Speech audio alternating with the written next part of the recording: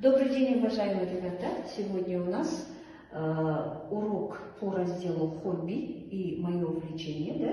И давайте немножко повторим. У нас помимо этой лексической темы есть еще грамматическая тема. Мы сегодня с вами повторим наш пройденный материал по имени числительные. Хобби. Давайте вспомним, что это такое. Хобби – это увлечение, любимое занятие для себя, свободное время. Кредо – это мое личное убеждение. И такое замечательное высказывание: я люблю то, что делаю, и делаю то, что я люблю. И давайте вспомним небольшую информацию. В жизни каждого человека есть увлечение, и, наверное, это увлечение есть и у вас. Многие люди, кто-то любит рисовать, кто-то поет хорошо, кто-то собирает марки, часами просиживается за компьютером, разводит рыбок и слушает музыку, кто-то выращивает разные виды растений. И вот у каждого из вас есть свое хобби. У слова «хобби» достаточно любопытная история. Многие считают, что это слово произошло от английского языка, однако корни у него немецкие. Так в XVIII веке крестьяне называли детскую игрушечную лошадку. А вот теперь, какие же виды есть хобби? Кто-то собирает монеты, кто-то коллекционирует марки, делает украшения своими руками, кто-то вяжет, кто-то хорошо рисует, а кто-то вышивает.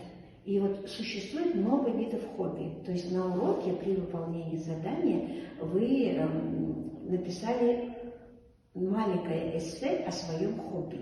И вот эти разные виды хобби тогда я сумела все-таки прочитать, узнать небольшую информацию о ваших хобби.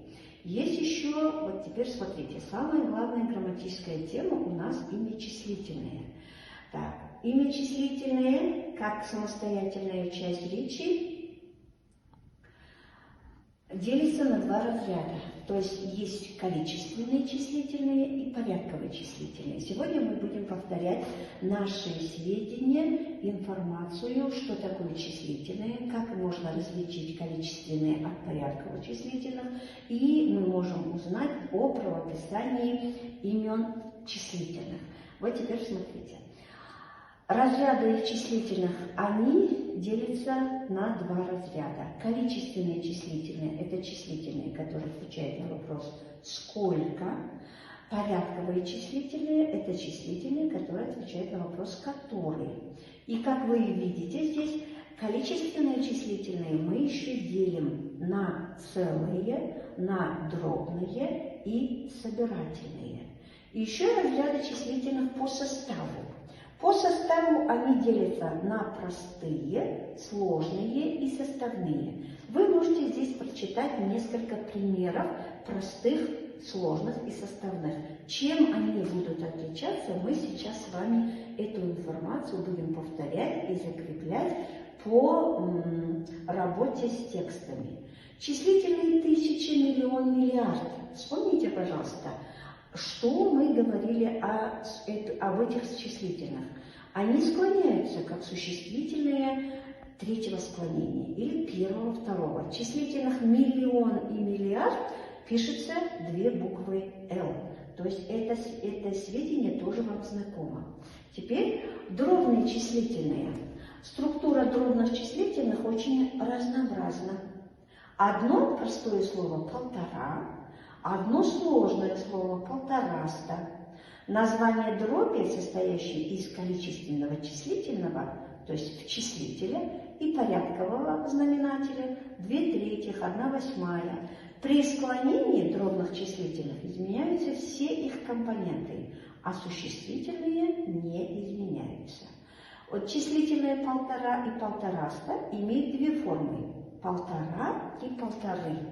А полтораста в именительном и винительном падежах, полутора и полутораста в остальных падежах. Вот примеры мы сейчас рассмотрим с вами в работе. Так, теперь давайте порядковые числительные. Что мы должны знать о порядковых числительных? Они обозначают порядок предмета при счете и отвечают на вопрос «который». Они согласуются с существительными в роде, в числе и падеже.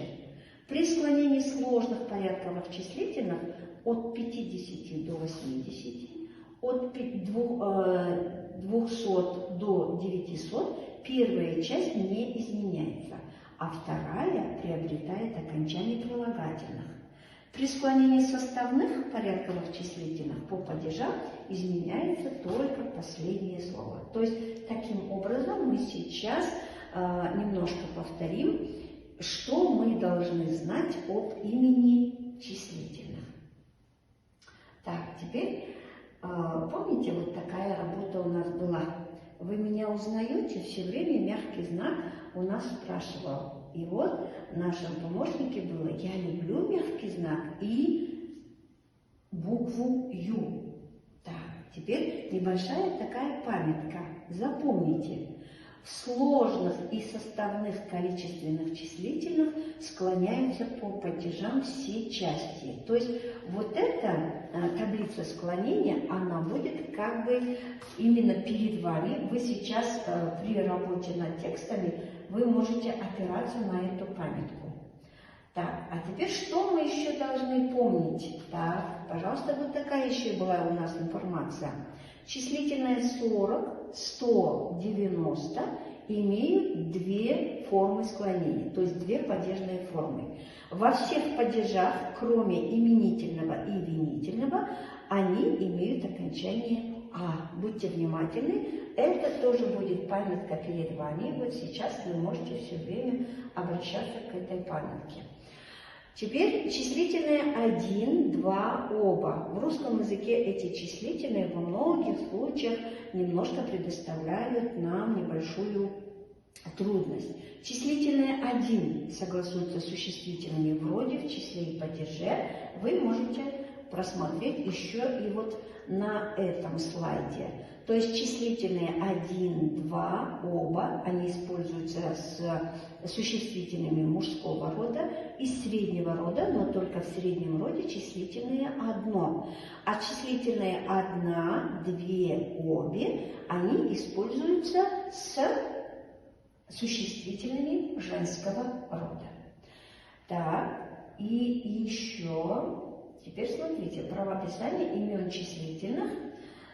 Когда же пишется мягкий знак? Есть только два случая. Мягкий знак пишется в середине, и мягкий знак пишется в конце. Есть такое правило. Посмотрите. Пишите. Пишите мягкий знак на конце.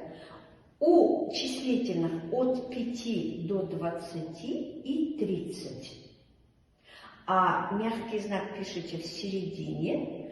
В числительных от 50 до 80. От 500 до 900. И запомните, пожалуйста, вот как пишутся несколько примеров. Вот, например, числительным 9, мягкий знак в конце, 12, 9, то есть от каких числительных они производятся. Так, и еще можете проверить себя, можете помочь Винни-Пуху, но меня еще интересует вот такое задание. Посмотрите. Вы можете поработать немножко и проверить себя. Как можно правильно использовать числительное собирательное двое, числительное 2 и 2. То есть с какими словами из данных иллюстраций вы будете использовать данные числительные. Вот это мы сейчас с вами будем повторять вместе. Так, и небольшую сейчас проведем такую групповую работу. Каждому из вас сейчас предоставляется выбрать, они в закрытом виде, вы сейчас выбираете тексты. Тексты, первая группа достанется вам текст про Билла Гейтса, вторая группа будем читать текст Томаса Эдисона, так, третья группа текст Дмитрия Ивановича Менделеев, так называется, и четвертая об Альберте Эйнштейне. Так, то есть вы читаете, вам дается сейчас 2-3 минуты, можете в группе читать, да, у вас в группе по 4-5 человек, вы читаете сначала эти тексты, потом на основе прочитанного вы в группе составляете ментальную карту по тексту. То есть это дает нам возможность сейчас быстренько в группах обсудить содержание текста, собрать как можно больше информацию, и при этом не забывайте использовать в ваших картах именно числительные. Затем мы, используя прием представителей, вы должны будете защитить вашу ментальную карту. Можете в группе выбрать спикера, который будет выступать от имени вашей группы и защитить работу. Так. Обязательно не забываем после выступления, не забываем сейчас оценивать. То есть после этой работы у нас пойдет взаимооценка. Лидеры групп оценивают представителей методом 2 звезды и 1 пожелание. Как только мы закончим, мы будем использовать прием деформированный текст. То есть давайте немножко этот текст восстановим, да?